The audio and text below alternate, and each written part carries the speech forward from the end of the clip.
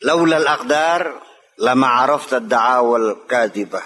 Kalau bukan karena ketentuan Allah, takdir Allah, tentu kamu tidak akan bakal kenal pengakuan-pengakuan yang bohong itu semuanya. Iya. Jadi artinya apa? Pengalaman juga. Tanpa pengalaman kamu nggak bakal paham. Baru setelah berpengalaman. Iya. Inda tajarubi tatabayyanu jawahir. Melalui proses pengalaman itulah maka mutiara-mutiara akan kelihatan jelas semuanya. Mana yang hebat-hebat terkelihatan. Pengalaman itu adalah guru yang paling bijaksana. Betul. Ya. Banyak orang pintar tapi kurang pengalaman. Banyak orang yang umurnya panjang tapi tidak pernah punya pengalaman. Karena tidak pernah diamati, tidak pernah dihayati, tidak pernah dipelajari. Sekedar dijalani dengan kepala kosong gitu. Yang nggak ada pelajarannya. Yang goblok ya. Umurnya udah 80 tahun. Tapi pengalamannya nggak ada. Ya karena dia tidak pernah menghayatinya kok. Ya semua lewat aja gitu. Kurang penghayatan. Ya kurang penghayatan. Perlu. Angkir ala nafsika ingkaraha alal haqi azza wa jalla. Ya. Ingkarilah atas dirimu. Ya. Nanti kamu akan bisa meyakini Allah subhanahu wa ta'ala. Itu maksudnya azza wa jalla. Idza kunta mungkiran ala nafsika, ketika engkau mengingkari dirimu sendiri, qadirta alal ingkari ala ghairika, baru kamu bisa mengingkari orang lain. Ya. Kalau engkau belum tahu tentang kualitas dirimu sendiri, bagaimana engkau mengetahui kualitas orang lain? Kalau Anda belum paham kebodohan Anda, bagaimana Anda bisa paham kebodohan orang lain? Allah qadri quwwati imanika tuzilul munkarat. Berdasarkan kekuatan imanmu itulah, maka engkau akan menghilangkan segala kemungkaran-kemungkaran itu. Wa ala qadri du'fihi taqudu fi baitika wa tatakharasa an izalatiha. Ketika karena kelemahan imanmu itulah, maka engkau tetap tinggal dalam rumahmu dan kamu mengalami kesulitan untuk menghilangkannya. Aqdamul iman hiyallati tasbutu 'inda liqa'i syayatin. Kekokohan keimanan, kekuatan keimanan, langkah yang mantap dalam keimanan itu adalah yang tegap ketika bertemu dengan setan-setan manusia, wasyayatul insi wal jin, dan setan-setan jin. Di mana kehebatan keimananmu nanti ketika engkau berhadapan dengan setan-setan jin dan setan-setan manusia. Ya kalau nggak ada setannya, di mana bisa kita tahu kamu imannya kokoh atau tidak?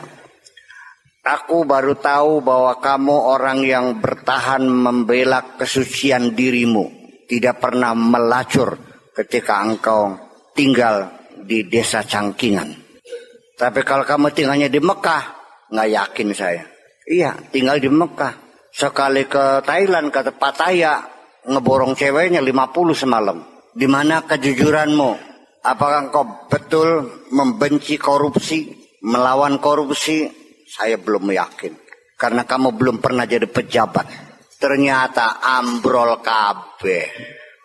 Akhirnya Pak, maling berteriak. Kalau kamu sudah pernah jadi gubernur, jadi bupati, jadi menteri, kemudian tidak sepeser pun kamu makan uang rakyat, jempol 2 di hadapan. Jadi tanpa ujian ya gimana bisa tahu? Diuji aja dulu. Jadi jangan merasa jadi gimana ya pengalaman juga. Dan menghadapi tantangan. Saya belum yakin kamu bisa bertahan atau tidak menjaga kejujuran hatimu untuk tidak melakukan korupsi. Saya nggak yakin kok. Percaya nggak? Saya bicara ini karena saya sendiri yang telah menyadarinya. Saya sendiri juga punya kekuatan yang terbatas sekali. Kalau saya diberi amanah mengelola uang sekitar 1 miliar, 2 miliar, 100 miliar lah, insya Allah saya bisa bertahan dan saya bisa bersih. Tapi kalau 100 triliun saya nggak tahu.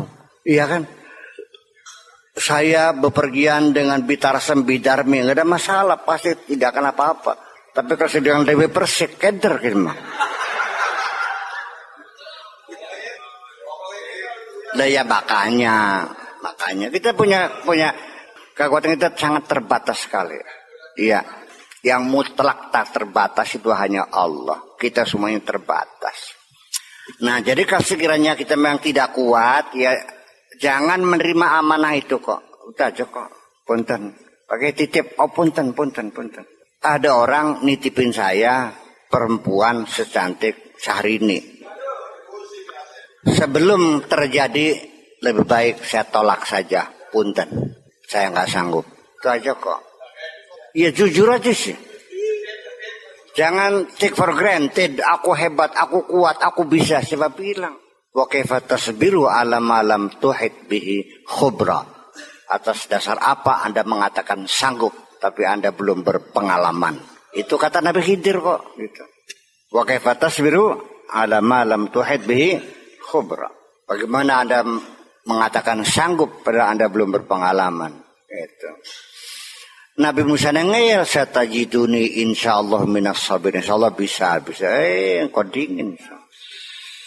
Ternyata kan syaratnya kan sangat mudah. Boleh ikut saya tapi jangan bertanya. Oh kecil banget itu mah gampang dah. Ternyata kan mana tahan.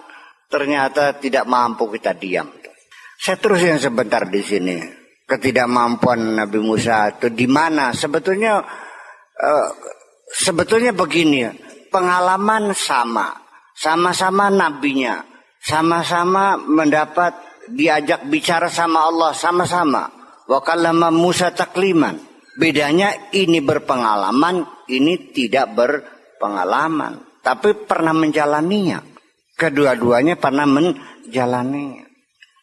Sehingga ketika Nabi Musa itu dikasih tahu bahwa anak yang dibunuh itu karena bakal menjadi penjahat, akan menyiksa orang tuanya, sedangkan orang tuanya orang yang soleh, maka dibunuhlah anak itu. Kemudian perahu itu juga dikaramkan karena ada perompak di seberang sana yang akan merampas kapal itu. Sedangkan kapal ini punya nelayan yang miskin. Kemudian tembok yang miring diluruskan kembali karena ada ciri tanda untuk harta karun punya anak yatim, ya kan? Dan orang tuanya orang yang saleh. Baru Nabi Musa, oh kok begitu ya? Orang yang berpotensi nanti menjadi jahat, bisa disebut jahat bukan? Ya bukan dong. Bingung kan? Ya rasional kan? Perahu. Masa kita kerja nggak minta upah? Asalnya kan minta makan, nggak ada yang ngasih di kampung tuh. Ada tembok miring didangdanin. Misalkan wajar minta bayaran kan? Kok begitu? Kata Nabi Khidir, ini semua yang kulakukan pernah kamu lakukan juga. Hanya kamu tidak berpengalaman. Pernah kamu jalani tapi tidak pernah menjadi pengalaman. Saya tidak minta upah membangun tembok ini. Kamu juga dulu ngasih minuman kambing 2 orang perempuan yang baris paling belakang karena jeger-jeger dulu yang di depan. Sehingga selalu disingkirkan, suruh ngantri jauh-jauh. 2 perempuan yang kamu bantu ngasih minum kambingnya itu kan nawarin minta uang berapa, kamu kan menolak, nggak usah tidak minta upah lagi, sama kan? Kapal juga saya tenggelamkan, kamu juga pernah dibuang ke sungai kok. Saya bunuh anak saya, kamu juga pernah jotos orang mati kan? Pada ya aja, pada.